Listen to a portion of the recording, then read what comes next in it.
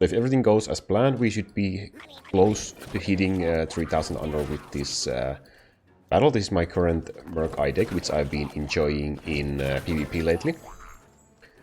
You can see the swarm of Murlocs coming. I think I actually was able to get, yeah, I was able to get both of these chests. That's really good. Allows me to push a little bit more. Just gonna take care of that so I don't lose my tower. And let's prepare for more pushing. I can snipe the Pyromancer out with my Whelpex if I want to.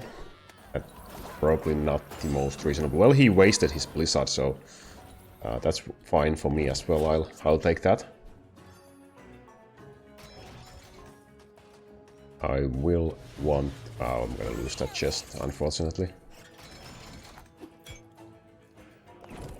Let's try this one.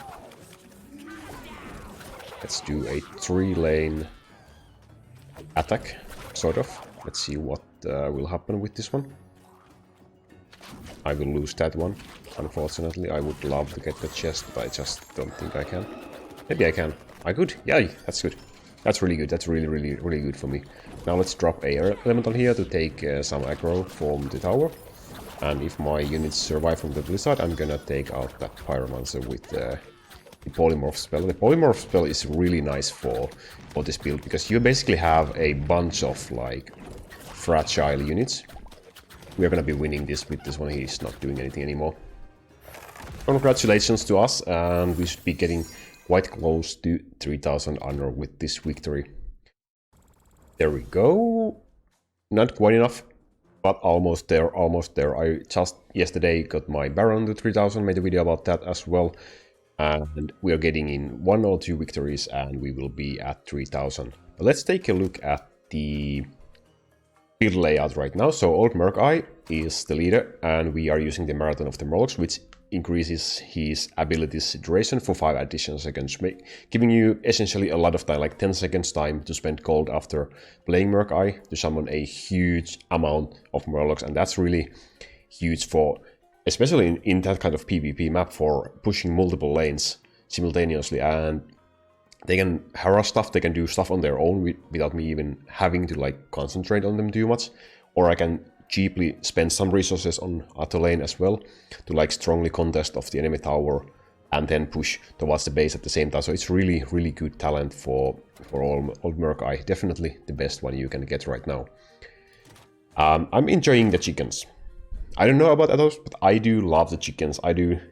They are hilarious. They look so hilarious that I do love them. And I'm using the Walking Crate to make them a little bit more tanky, so that they can, because my build has a lot of fragile Murlocs, ranged fragile units. I need something to protect them. So this chicken cage will work some sort of an frontline tank in a way.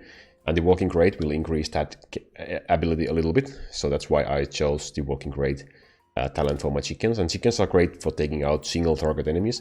Like strong enemies that has a single target attack, they will just tear them apart.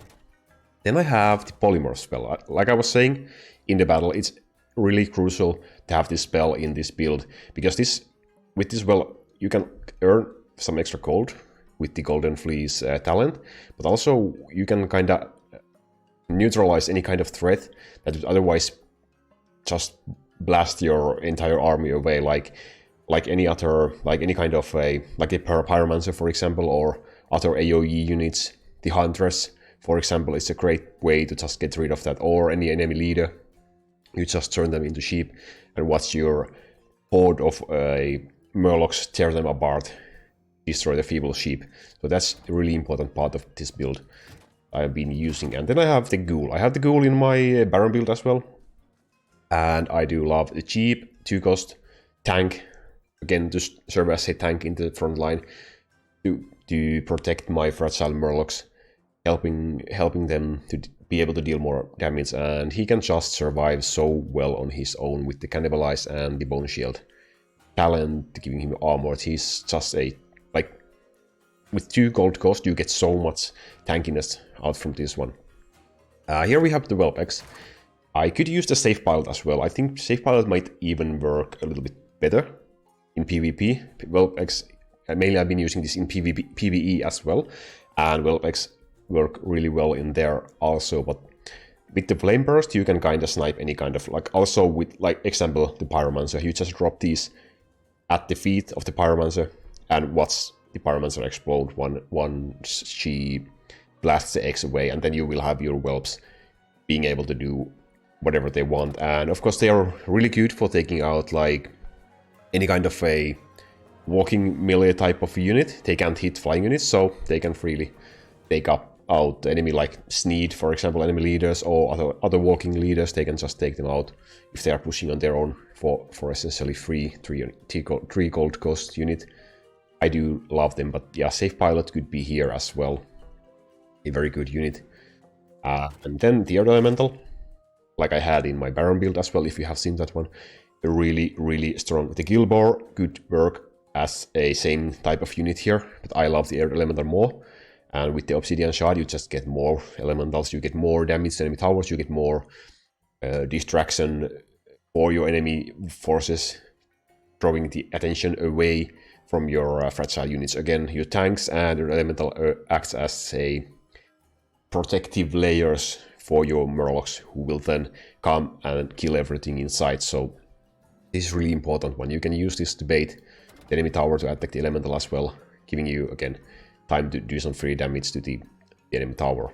Works against bosses in PvE as well really well. Like, in most of the bosses you can just tear them apart by tricking them to attack the elemental and then just bombarding them with other units while that's happening.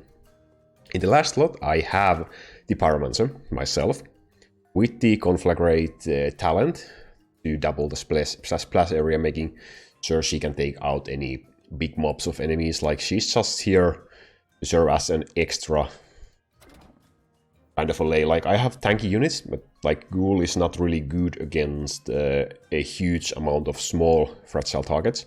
And well, chickens are pretty okay for that, but not the best either. And the Earth Elemental doesn't hit anything except towers and bosses, so I kind of needed something in case the enemy has like a lot of skeletons, for example, for Baron, or another Murloc user, another Murk-Eye, or something like that. So that's why I have the Pyromancer as my last slot over here. And so this is the build.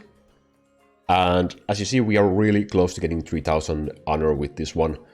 It's been a blast playing this one. Really, it's fun. I love the Old Murk-Eye. I love the ability of being able to summon so many Murlocs, and I would love to hear if you have been using this one as well. If you have any kind of maybe ideas, maybe you have tried something else that works better for you, or maybe you want to try this one now that you saw me actually using it. And if you do, please do leave a comment down below. I would love to hear that. But until next time, my friends, Laku out.